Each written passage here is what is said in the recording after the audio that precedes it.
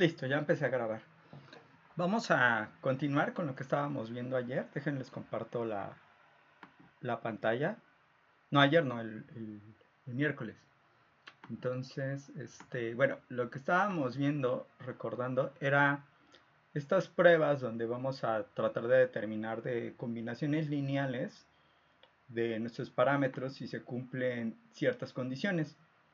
Y en particular, pues decíamos que de ese tipo de pruebas se puede empezar a derivar pues todas las que uno conoce usualmente en lo que se hace en regresión. En particular, por ejemplo, decíamos que la prueba T era un caso particular, ¿no? Donde estábamos tratando de probar si uno de los coeficientes es cero. Y en el caso de esta otra prueba que estamos aquí planteando, vamos a ver que todos los coeficientes, excepto el de la constante, son en su conjunto cero. Entonces, esto lo habíamos planteado a través de una matriz especial que multiplicada por la beta justo nos iba a dar nuestra condición, que la podíamos ver matricialmente y vectorialmente como que el vector de todos los coeficientes menos la constante, que es este vector de dimensión k-1, tiene que ser igual a otro vector que son constantes a las que igualas, usualmente el 0.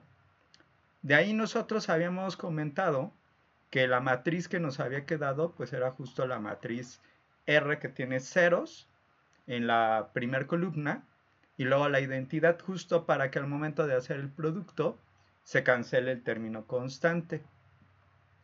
Ahora aquí justo pues lo que tenemos que hacer es llegar a la formulita general pero aplicada para este caso particular.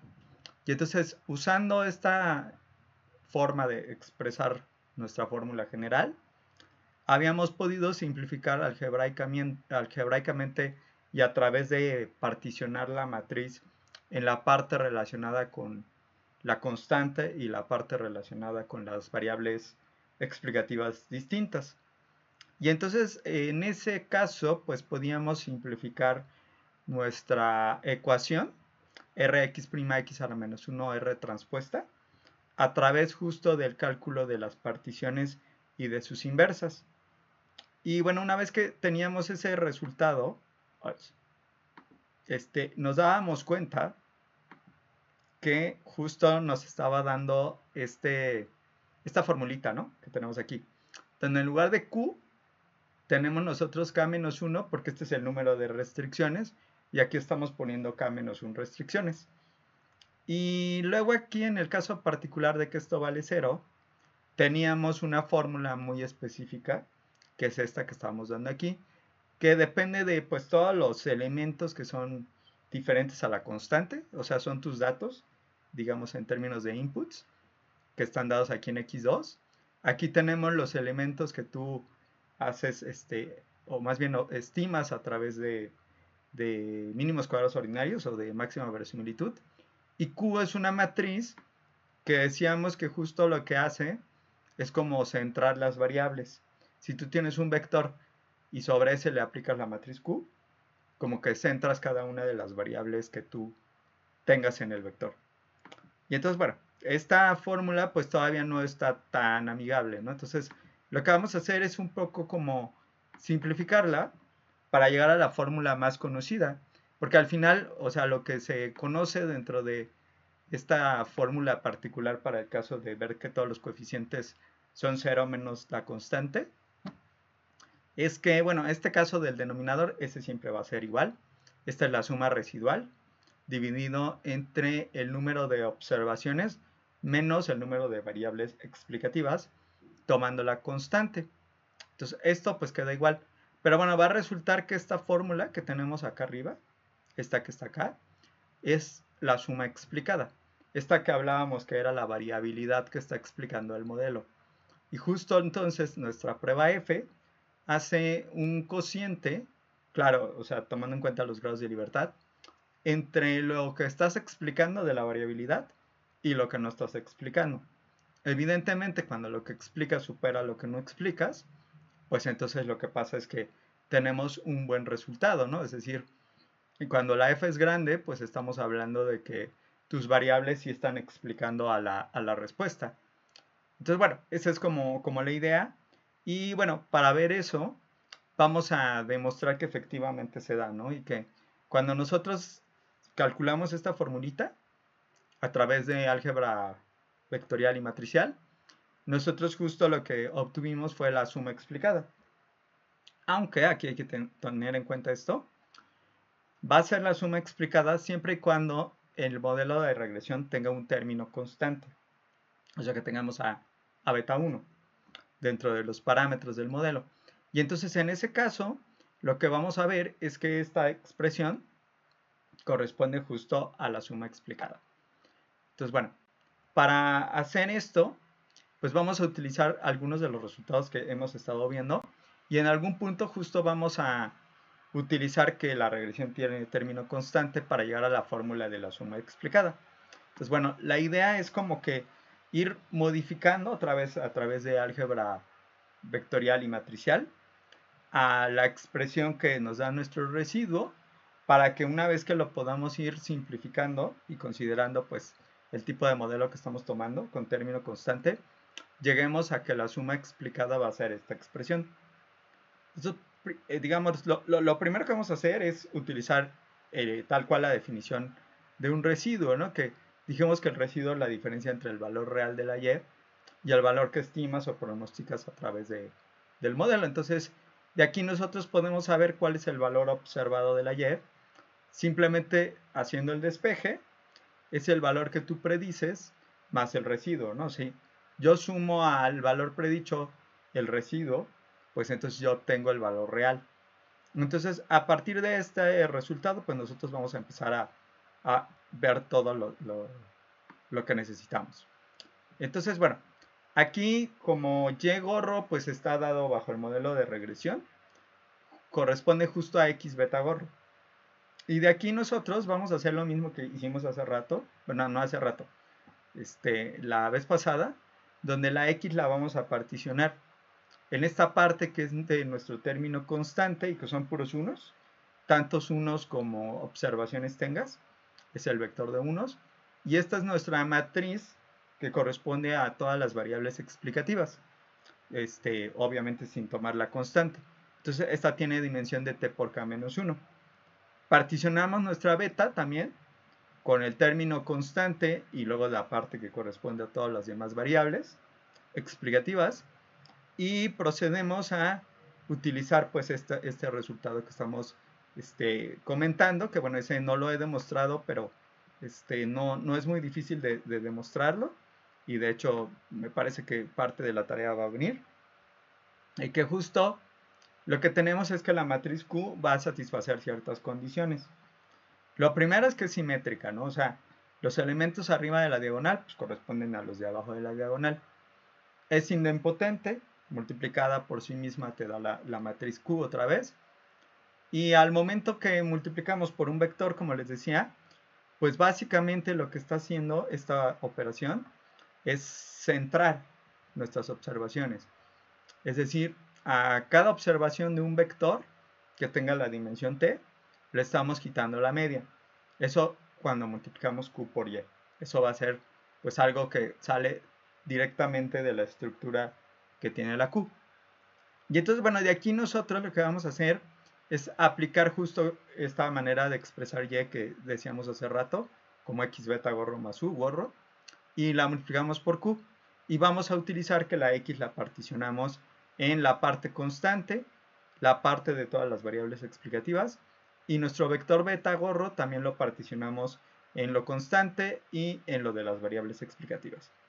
De aquí, nuevamente, como comentaba, en el caso de estas matrices particionadas, es como pensar que tenemos como si fueran vectores, y entonces podemos empezar a hacer el algebrita aquí de tipo matricial, que en particular aquí sería como tener el vector de unos multiplicados por b1, más el vector, bueno, más la matriz x2 por el vector b2. Eso es lo que tengo aquí y aquí. Y esto va multiplicado por la q, que está del lado izquierdo.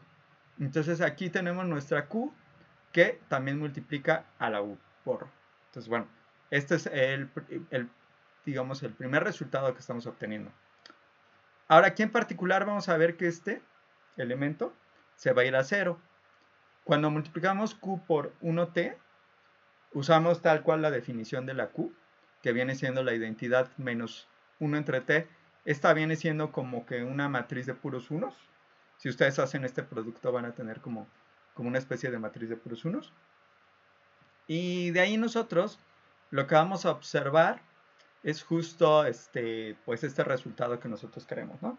O sea, cuando nosotros hacemos el producto con el vector de unos, que es lo que tenemos aquí de nuestra Q, vamos a tener el vector de unos, identidad por 1, y luego aquí tendríamos este producto que si nos fijamos, bueno, nos va a quedar el vector de unos transpuesto por el vector tal cual, que justo al hacer este producto nos va a dar t. Entonces la t se cancela con la t y por lo tanto nos queda solo el vector de unos y esta diferencia pues es el vector ceros, ¿no? O sea, este es nuestro vector ceros que tendríamos aquí y que entonces pues nos va a decir que acá lo que tenemos pues es un 0. Luego vamos a ver qué pasa en términos de la otra parte, de las otras partes que tenemos aquí. Entonces vamos a seguir simplificando. Entonces tenemos QX2 beta 2 gorro más QU gorro, ¿no? Y queremos ver cómo simplificarlo. Empezando por el caso de QU gorro. QU gorro, lo que dijimos arriba, justo lo que hace es centrar un vector. Aquí en particular el vector que vamos a centrar es el vector de los residuos, este que tenemos aquí. En otras palabras, a cada elemento que nosotros tenemos en el vector, que tiene dimensión t, el número de observaciones, le restamos el promedio, que vendría siendo la suma de los residuos de las observaciones entre el total de observaciones, que es t. Pero sabemos que en una regresión con término constante, ya lo hemos utilizado, tenemos que se puede ver que pues nuestros distintos vectores que forman la x van a ser ortogonales a los residuos. Y eso significa desde el punto de vista del término constante que la suma de los residuos es 0. Entonces la suma de los residuos que tenemos aquí en cada una de las medias va a ser 0 y entonces cada media es 0 y por lo tanto el Q gorro coincide con el U gorro. Es este resultado que estaríamos viendo aquí porque hay término constante. Si no, esto pues no sería cierto. Y de aquí entonces vamos a tener que se simplifica nuestra igualdad en esta otra que tenemos aquí abajo, porque aquí era Q gorro, pero ya dijimos que es U gorro. Entonces, bueno, aquí queremos que se empiece a parecer a lo que nosotros tenemos, ¿no? Entonces, para ello, pues vamos a seguir haciendo algunas operaciones algebraicas. Lo que vamos a tomar aquí es que a QY, esto que tenemos acá de este lado, lo vamos a multiplicar por Y transpuesta. Entonces aquí tenemos Y transpuesta de este lado y lo vamos a aplicar tanto del lado izquierdo como del lado derecho, recordando que estamos multiplicando la Y transpuesta pues del lado izquierdo en ambos casos de la igualdad. Pero la Y pues ya dijimos que es X beta gorro más U gorro y aquí lo transponemos y esto pues queda igual. Ahora aquí solamente pues es cuestión de hacer la parte de distribuir. Aquí tendríamos beta gorro transpuesto por X transpuesto por Q, que es el primer término, QX2 beta 2 gorro. Entonces, bueno, este es el primero. Y luego del segundo tenemos beta transpuesto por X transpuesto U gorro.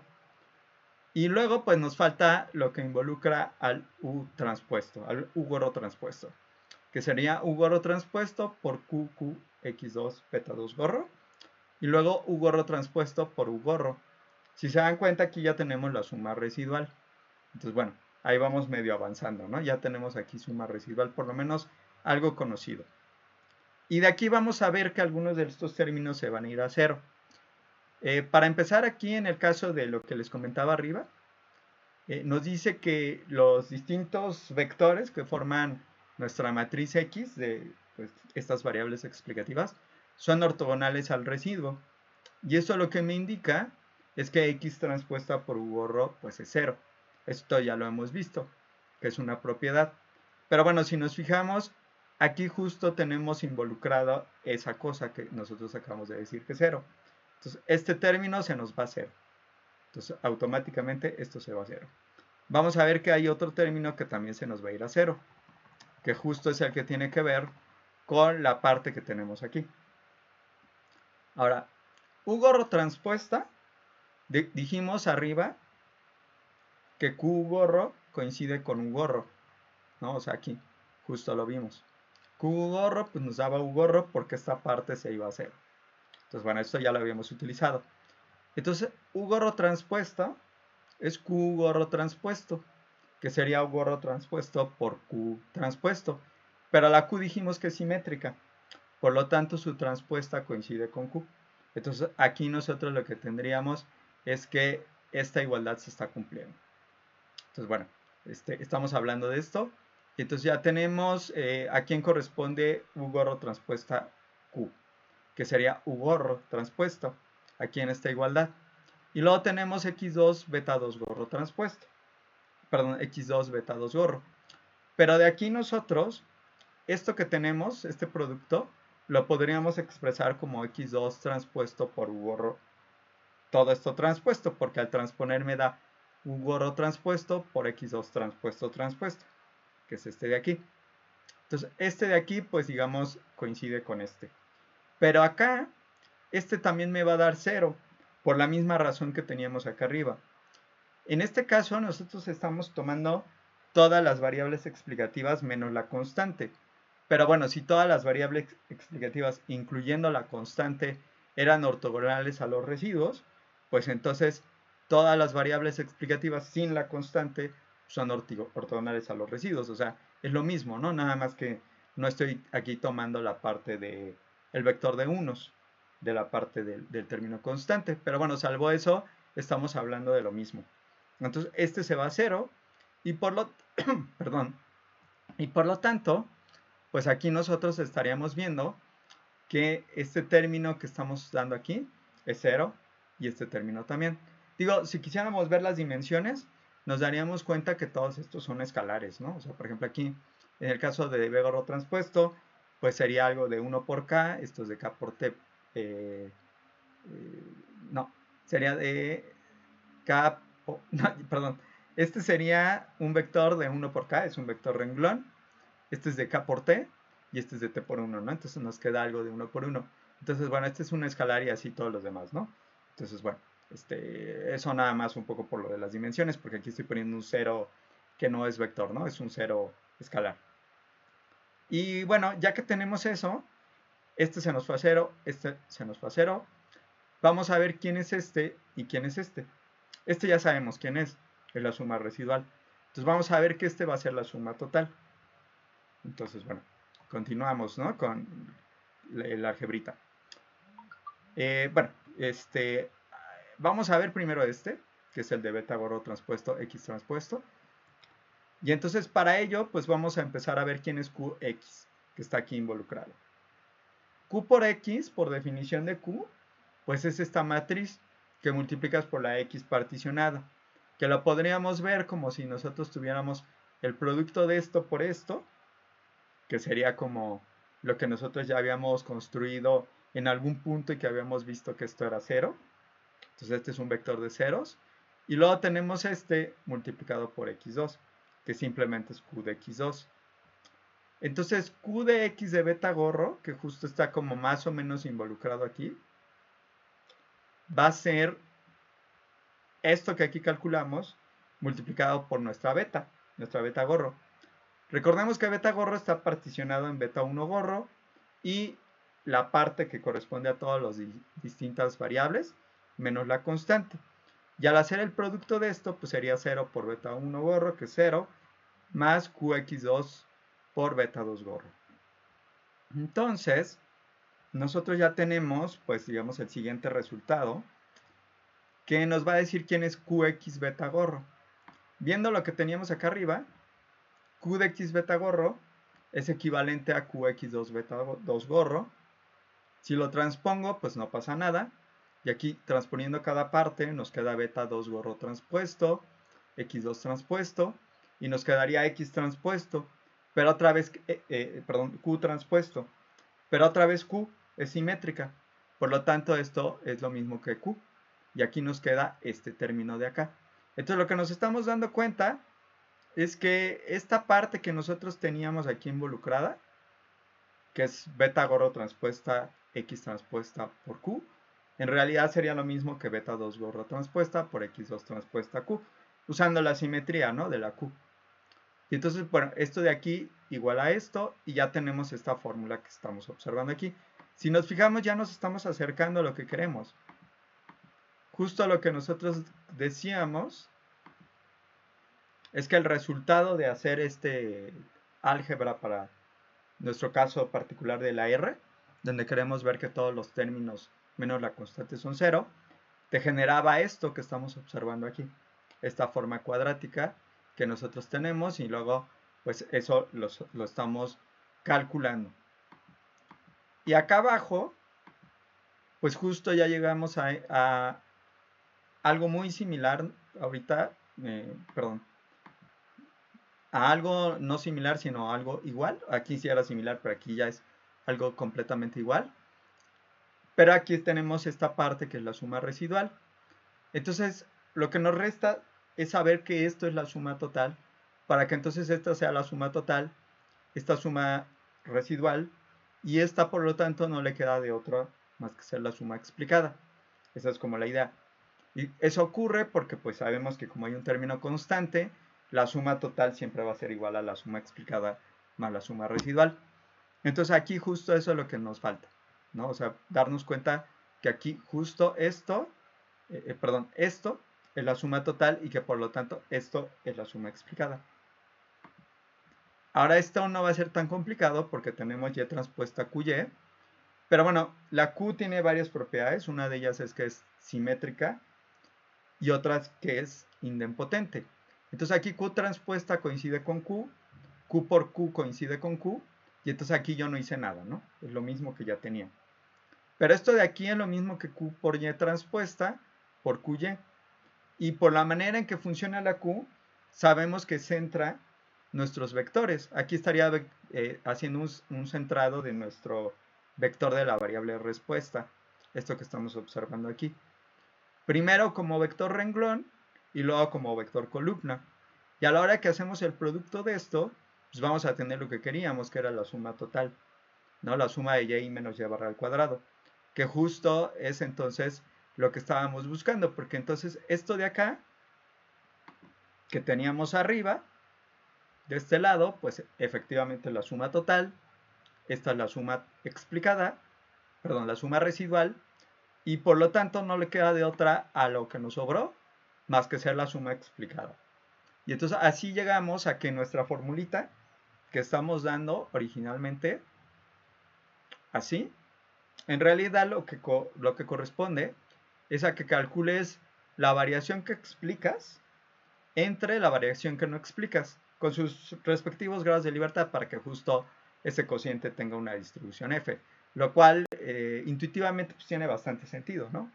Cuando nosotros tengamos que lo que explicas supera lo que no explicas, pues entonces tú estás hablando de que las variables que estás introduciendo, las variables explicativas de forma conjunta, pues efectivamente están impactando sobre la variable respuesta. Y entonces esta es una de las pruebas que es bastante útil y como de las que normalmente pues, se tiene que hacer al momento de hacer un ajuste a través de una regresión. Claro, el álgebra aquí pues sí estuvo un poquito densa, pero al final la idea es llegar a eso, ¿no? O sea que nosotros vamos a llegar a un estadístico, el estadístico F, que está comparando la variabilidad que estás explicando contra la variabilidad que no estás explicando, para que entonces podamos representar esto a través de un número, que es el estadístico de F, y también de una tabla, que es la llamada tabla nova. Entonces, bueno, esa es más o menos la idea de lo que vamos a hacer ahorita, la tabla nova. Pero bueno, no sé si tengan alguna pregunta o alguna duda de esto. Digo, es mucha álgebra lineal, yo sé, pero al menos de lo que se tiene que hacer en términos generales. Sí, ahorita pongo la tabla nova, ahorita se los muestro. Pero bueno, el álgebra, pues sí, nada más es cuestión de irlo haciendo pasito a pasito, ¿no? Ahora, ¿cómo es la tabla nova? Justo es la representación de esto que estábamos diciendo. O sea, en una tabla nova, lo que nosotros vamos a representar es justo varias de las cosas que hemos estado comentando, ¿no? Los distintos tipos de variabilidades, grados de libertad, etc. Entonces, en una ANOVA, lo que tenemos es la representación de pruebas como la que estamos dando aquí. Esta de ver si conjuntamente todas las variables explicativas impactan sobre la respuesta. Recuerden, la hipótesis alternativa es que al menos alguna de las variables no está impactando, ¿no? O sea que su coeficiente es cero. Es distinto que cero, perdón. Aquí lo que hacemos es como que separar en las distintas variaciones que estamos observando. La que se debe a la regresión, la que se debe a lo no explicado, o sea, al error, y la total. Y vamos a dar, pues entonces, como suma de cuadrados, cada una de esas variaciones. La explicada, que ya hemos visto varias veces, compara el valor predicho con el valor que nosotros tendríamos, digamos, con una regresión trivial donde estimaras con la media. Y entonces aquí vemos la variación de estos valores estimados bajo el modelo con respecto a la media. Esta es la explicada. La residual, pues es la variación no explicada, como el nombre lo indica. Y la total, pues es la variación tradicional, ¿no? ¿Qué tanto nuestros datos se van alejando respecto a la media? Ahora aquí nosotros, asociado a cada una de estas, tenemos sus grados de libertad, porque ya hemos demostrado de varias de ellas justo eso, ¿no? ¿Cuáles grados de libertad tienen las distribuciones Chi cuadrado? Por ejemplo, en el caso de la suma residual, vimos que la suma residual entre sigma cuadrada pues tenía una distribución Chi cuadrada con grados de libertad por el número de observaciones menos el número de variables explicativas tomando la constante. Entonces, esto ya lo habíamos demostrado. Que la suma explicada tiene esta distribución Chi cuadrada con estos grados de libertad, también lo habíamos demostrado, o sea, lo habíamos demostrado de hecho hasta en el caso más general, porque habíamos comentado que pues esto se podía aplicar para cualquier tipo de prueba, de estas de combinaciones lineales, donde llegábamos a que estas expresiones que tenemos en el numerador del estadístico f son Chi cuadrada con q grados de libertad, donde q es el número de restricciones lineales, que en nuestro caso particular que estamos dando aquí en la prueba que estamos planteando, pues son justo el número de variables explicativas sin la constante, que es lo que calculamos al momento de hacer este tipo de algebrita. Entonces, ahí ya tenemos que los grados de libertad son K-1, o sea, esto es directo también del resultado. Y de la suma total, esto, bueno, se supondría que lo vieron en estadística, que la suma total tiene asociado T-1 grados de libertad. Esto, pues, se demuestra que justo la suma, la varianza, ¿no? De hecho, la variación tiene ese tipo de distribución. Pero bueno, de hecho aquí ni siquiera es necesario tener las tres cosas, porque también se sabe que cuando tenemos variables aleatorias independientes que son Chi cuadradas y sumamos estas variables aleatorias Chi cuadradas, se van sumando los grados de libertad. Ahora aquí en este caso, esto y esto de acá son independientes. A lo mejor no se ve tan directo, pero lo que pasa es que aquí, al momento que estamos calculando esto de la suma residual, esto va a ser una función de nuestra varianza estimada por máxima verosimilitud. Y aquí va a ser una función de nuestras betas gorros, ¿no? La parte de la suma explicada. Y entonces nosotros habíamos dicho que lo que es beta gorro con respecto a la parte de la sigma cuadrada estimada pues son independientes, y lo mismo ocurre con funciones como son esto de la suma explicada o la suma residual. De hecho, eso lo usamos al momento de construir la parte del estadístico F. Entonces, bueno, esto de la independencia pues se tendría, y por lo tanto los grados de libertad se suman. K-1 más T-K, pues justo me da T-1. Y esto también se sumaría, ¿no? En presencia de término constante, la suma explicada más suma residual coincide con la suma total. Entonces, todos se pueden sumar y da el primero. Luego tenemos el tercero. Luego tenemos los cuadrados medios, que simplemente pues, es ya la división de cada una de la suma de cuadrados entre los grados de libertad asociados. Por ejemplo, aquí tenemos los cuadrados medios explicados, y estos son los cuadrados medios residuales. Si nos fijamos, pues ya tenemos el numerador del estadístico f y aquí el denominador del estadístico f, y si hacemos el cociente, pues entonces ya tenemos nuestro estadístico F. Entonces digamos que la tabla ANOVA es una forma de representar la descomposición que tenemos de la variabilidad basándose en alguna prueba de hipótesis, ¿no? Usualmente son pruebas de este estilo, donde estamos viendo que todos los coeficientes son 0 menos el de la constante, pero en teoría podríamos construir ANOVAs para otro tipo de pruebas, lo cual vamos a ver pues más adelante. Pero bueno, la idea es que justo es una representación tabular de eso, ¿no? De cómo se van ligando todas las distintas partes que van formando, pues ahora sí que los componentes de nuestra prueba de hipótesis. Y pues como ya lo habíamos dicho, o sea, cuando se rechaza la hipótesis nula, pues cuando la f es grande, y esto pues justo sería lo que nosotros estaríamos haciendo al momento de que comparamos esto contra el cuantil de la distribución f con los grados de libertad numerador-denominador que están dados justo por los renglones correspondientes, este y este, y pues ahí nada más es cuestión de buscar que se acumule 1 menos alfa de probabilidad dependiendo del nivel de confianza. Entonces, bueno, esa es más o menos la idea de lo que hacemos, ¿no? En términos de la prueba F y la ANOVA. Y bueno, hay veces que se les da un poquito de diferencia a algunos de los nombres, digamos, de estas cosas. Por ejemplo, a la suma total también se le conoce como suma de cuadrados del modelo reducido, porque justo es lo que ya he estado comentando varias veces. O sea, al final nosotros podríamos tener un modelo trivial, que sería el modelo donde nada más tenemos un término constante. Ese es el modelo más básico. No hay nada más que este vector de unos al inicio, que justo corresponde a este modelito, ¿no? Donde nosotros, pues, no tenemos variables explicativas. En ese modelo es como pensar que nuestra X, nuestra matriz de los valores, pues corresponde de los inputs, corresponde solamente a el vector de unos, este que estamos viendo aquí. Pero entonces aquí es muy fácil ver cómo son las ecuaciones normales.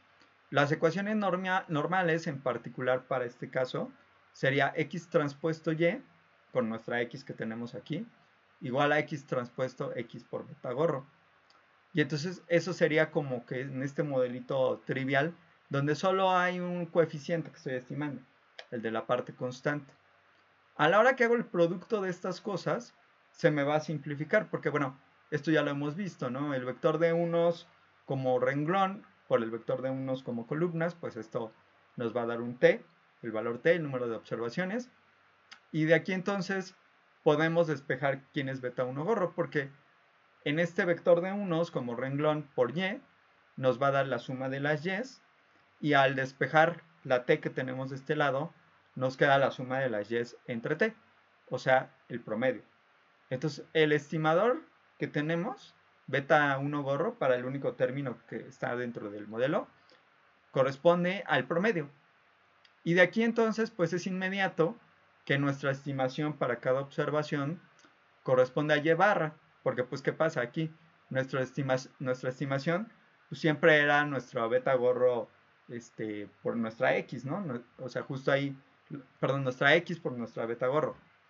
Y entonces justo ahí nosotros, digamos, tenemos algo trivial aquí, porque pues nuestra x son puros unos, nuestras betas son escalares que valen y entonces aquí vamos a tener que para cada observación la predicción corresponde con el promedio, que es lo que les decía, ¿no? O sea, un estimador trivial, que sería una regresión con solo término constante, que utiliza solamente el promedio para hacer la estimación. Y en este caso, pues digamos, lo que no estoy explicando sería la suma residual, que es la diferencia entre el valor real y el valor estimado, y que justo corresponde a la suma total, porque aquí y gorro es el valor del promedio. Digamos que estaríamos diciendo, y por eso se llama así, que en un modelo trivial, la suma de cuadrados que tendríamos, que es la del modelo reducido, es decir, sin variables explicativas, corresponde a la suma total. Por eso se le llama a este también como ese nombre, ¿no? Y bueno, en el caso de la suma residual, se le conoce como la del modelo completo, justo porque sería la suma residual que tenemos, o sea, a diferencia de esta, que era para el modelo trivial, pues esta es la suma residual que tenemos para el modelo con las variables explicativas, ¿no? Las que no son nada más la trivial. Y entonces, pues esto es como algunos otros nombrecillos, pero bueno, esto es algo como importante que muchas veces se toma como algo dado, ¿no? O sea, pero bueno, la razón ya viene de aquí, muy, muy fácil, que pues en cualquier caso de que tengamos este ajuste de modelos con solo término constante, pues es como si estuviéramos pronosticando basándose en la media. Y por eso la beta 1 gorro pues tiene que ver con la media, ¿no? Con el promedio. Ahora, ¿cómo le hacemos desde un punto de vista práctico, ¿no? O sea, ¿cómo vamos aplicando estas pruebas, las que hemos estado viendo? Normalmente lo que tenemos que hacer primero es ver si efectivamente todas las variables explicativas pues están impactando de manera conjunta sobre la respuesta. O sea, tendríamos que hacer nuestra prueba F. Esta prueba F nos va a indicar pues si es como coherente pensar que las variables explicativas se relacionan o se asocian con la respuesta. Si no, pues entonces esas variables explicativas pues no te están funcionando. Y bueno, si sí, pues ahí ya nos conviene empezar a ver cada una de las variables explicativas, cómo está impactando, si es que está impactando sobre la respuesta, basándose en los valores que toman nuestras betas y también en las pruebas test que me van a permitir ver si cada coeficiente asociado a cada variable explicativa y igual a 1 hasta acá es 0. Y entonces ya teniendo eso, pues ya vamos a poder saber cuáles son las que realmente nos están importando, ¿no? Las que nos están impactando. Que esto no quiere decir que, pues si no tengo variables significativas algunas, o sea, que por ejemplo de 10 variables 3 no lo sean, o sea, eso no quiere decir que inmediatamente ya por eso voy a quitar a esas variables, porque hay veces que hay variables explicativas que sí se tienen que dejar, pues porque sí se tienen que dejar, ¿no? Porque como parte de tu modelo teórico en el área que estés tú estudiando, pues se sabe que es importante controlar por esas variables, ¿no? Para que el efecto que tú estés midiendo sobre la respuesta pues sea más realista. Entonces, en esos casos, o sea, pues digamos sería informativo nada más saber si son significativas o no, pero bueno, eso no significa que yo ya la vaya a quitar, ¿no? Por no ser significativa. En otros casos sí, en otros casos sí puede ser que uno diga, ah, bueno, pues voy a quitar las variables no significativas. Pero bueno, digamos que ahí sí tiene que ver un poco con que tú conozcas, pues, cosas relacionadas con la teoría de lo que estás estudiando, ¿no? O sea, uno como en la parte estadística, pues sí puedes decir, ah, bueno, pues quito las no significativas, pero sí depende un poco de lo que estemos tratando de modelar. Entonces, bueno, ahorita me paso a R, pero no sé si tengan alguna duda hasta aquí.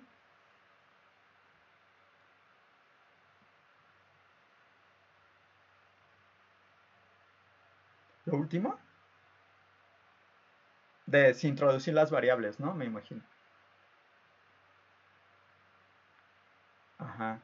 Sí, eso puede ser un poco como extraño para los que estamos en estadística, para los que están en otras áreas, ¿no? Pero bueno, supongamos que nosotros tenemos que por una teoría económica, tú dices, ah, bueno, pues si yo quiero saber el valor del ingreso, pues es muy importante que nosotros introduzcamos el sexo, ¿no? Porque a lo mejor esa variable pues es una variable de control que tendremos que ponerla porque el efecto que yo tendría de otras variables sobre ese ingreso pues tiene que estar controlado o considerando que el sexo puede ser algo que pues tenemos que tomar en consideración porque si no, eso no se puede ir al error. Son cosas que tenemos que medir porque de esa manera podemos acercarnos más al modelo teórico, ¿no? Que nos está indicando que el sexo, no sé, que nos dan 20 variables, entre las que están el sexo, el tipo de ocupación, etcétera, etcétera, deben de ir. Entonces, ahí sí, es independiente la prueba de cada variable, eso es cierto. Pero bueno, ahí en el caso de ese análisis, lo incluyes aunque no sea significativa porque necesitamos controlar por la variable. Si tú ya quieres hacer un proceso de selección, ahí sí es posible. Claro, ahí tendrías que ver con la persona que está haciendo el modelo, ahí sí sería posible que dijeras, ah, voy a quitar las variables no significativas, ¿no? O si se está haciendo algo más exploratorio, ¿no? Donde tú dices, bueno, la verdad no sé cómo es la teoría, pero necesito saber qué variables son las que están impactando sobre la respuesta. Entonces, bueno, a lo mejor ahí sí puedes hacer algo de ese estilo.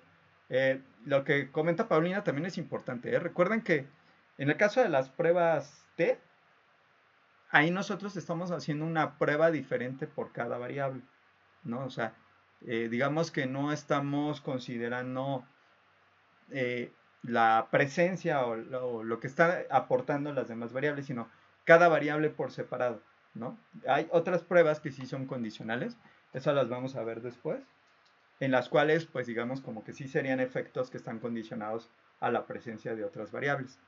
Pero en ese caso no. O sea, cada variable es su efecto por separado. Ahorita les muestro como que en R, ¿no? Más o menos para que veamos un poquito estas cosas que estamos comentando. Entonces, obviamente aquí, bueno, pues yo se los voy a mostrar más así, no como un modelo teórico, ¿no? Donde yo haya hecho un estudio profundo de cuáles variables son las que tienen que ir. Y así, porque, bueno, en teoría sí debería de haber sido, ¿no? Un estudio donde tú pues necesitas saber,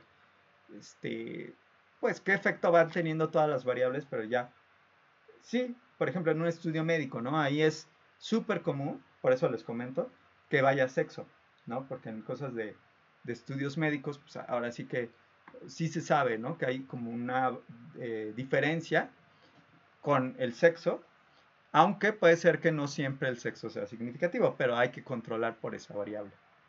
Entonces, voy a cargar los datos que ya les había mostrado y vamos a ver primero el summary, que ya hemos estado como que desmenuzando un poco, pero como para entrar un poquito más a fondo, ¿no? Con lo que estamos viendo.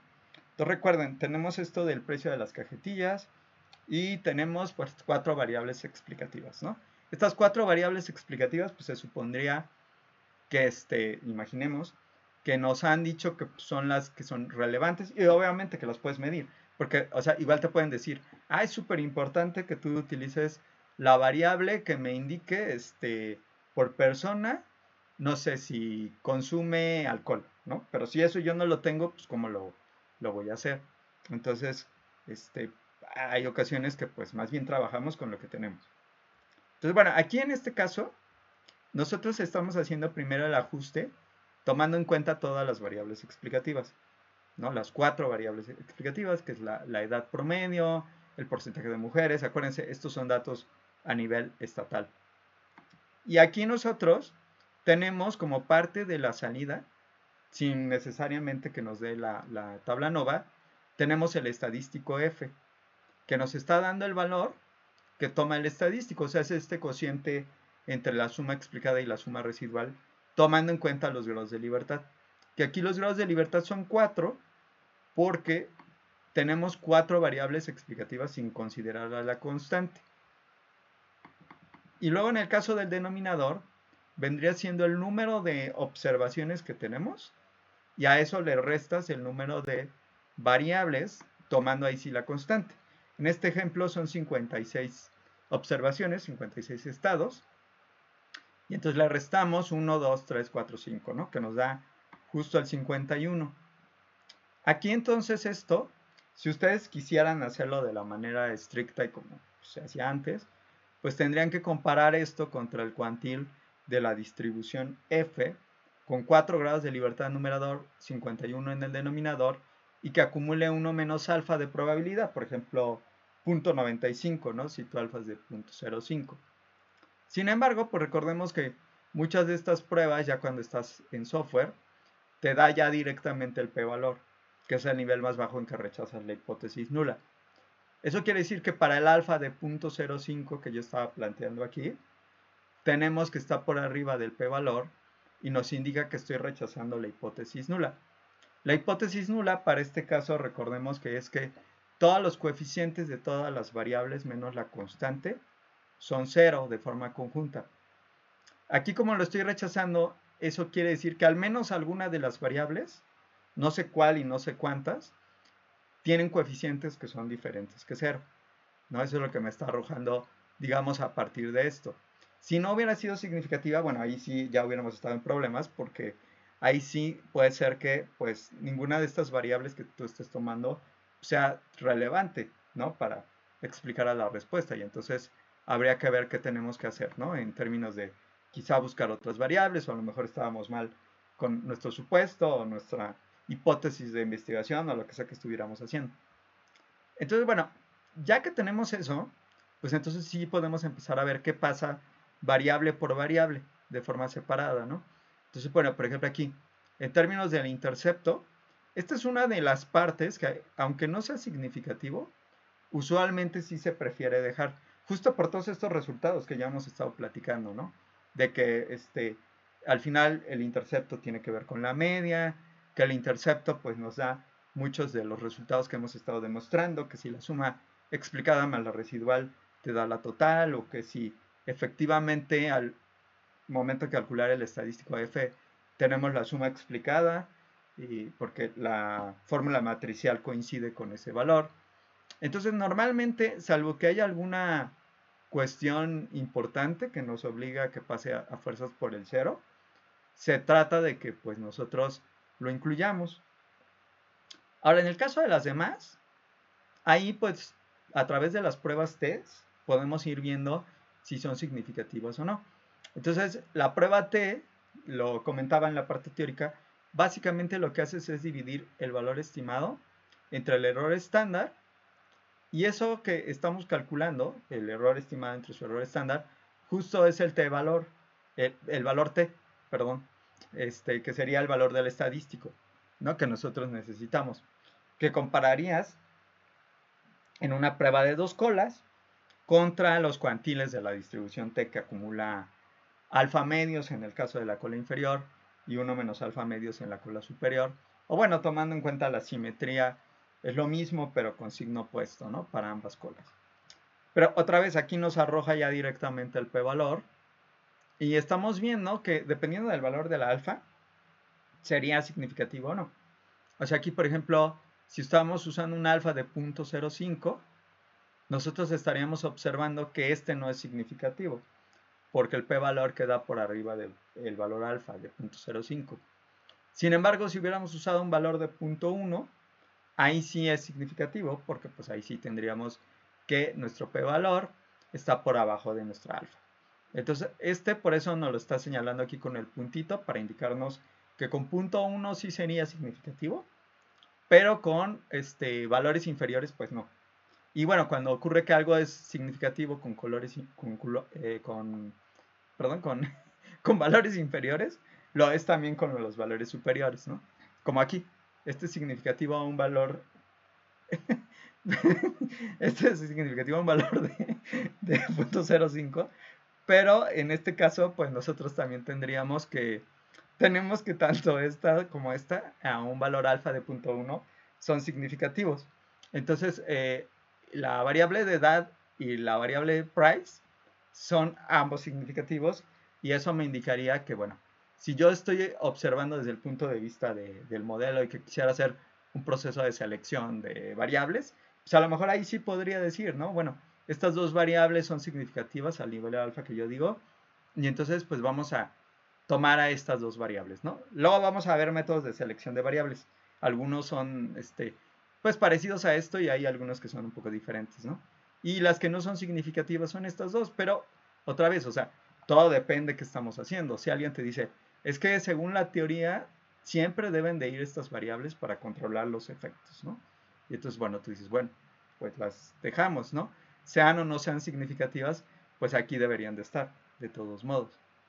Y bueno, la última cosa que les quería mostrar, que de hecho, bueno, de eso voy a platicarles con más detalle también después, es la salida de la tabla nova, que no está tan bonita como la que yo les mostré, ¿no? O sea, esa donde nosotros teníamos la suma de cuadrados explicada y la suma de cuadrados residual y la total.